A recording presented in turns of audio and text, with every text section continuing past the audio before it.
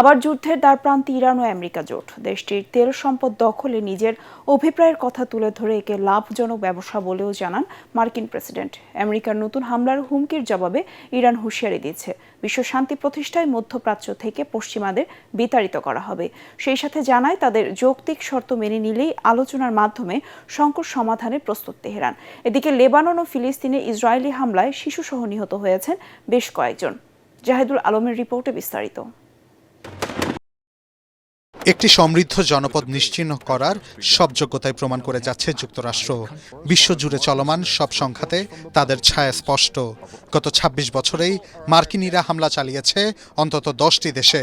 পরোক্ষ মদত দিচ্ছে ফিলিস্তিন ও ইউক্রেন সংঘাতেও। দেশটির সর্বশেষ টার্গেট এখন ইরান। বিশ্ব শান্তি প্রতিষ্ঠান নামে সন্ত্রাসবাদ চালিয়ে যাচ্ছে বিশ্বের একমাত্র পরাশক্তিটি। মার্কিন প্রেসিডেন্ট ডোনাল্ড ট্রাম্পের সবশেষ বার্তাই যেন এর সবচেয়ে বড় প্রমাণ।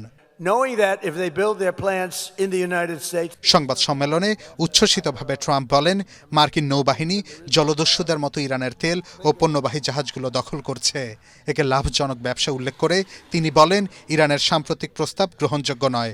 প্রয়োজনে আবারও সামরিক পদক্ষেপের হুঁশিয়ারি দেন তিনি।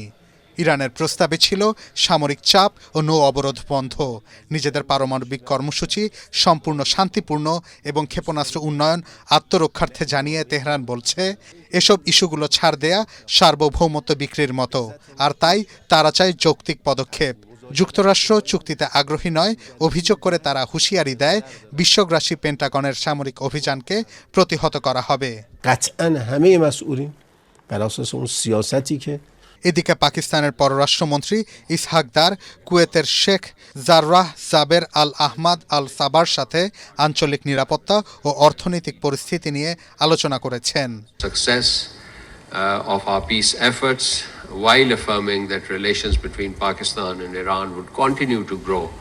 অন্যদিকে লেবানন ও ফিলিস্তিনে ইসরায়েলের হামলা মধ্যপ্রাচ্যকে এখনও অস্থিতিশীল করে রেখেছে, যদিও পাল্টা প্রতিরোধ গড়ে চলেছে হিজবুল্লাহ। তবে লেবানন থেকে শান্তিরক্ষী প্রত্যাহারে জাতিসংঘের সিদ্ধান্ত নিয়ে ক্ষোভ জানিয়েছে চীন। তারা বলছে, এই সিদ্ধান্ত ইসরায়েলের দখলদার নীতির সমর্থন। ইরান ও এর মিত্রদের প্রতি বেইজিংয়ের অব্যাহত এমন সমর্থনে দেশ দুটির তেল বাণিজ্যের উপর নতুন নিষেধাজ্ঞা আরোপ করতে যাচ্ছে ওয়াশিংটন। জাহিদুল আলম, এটিএন বাংলা।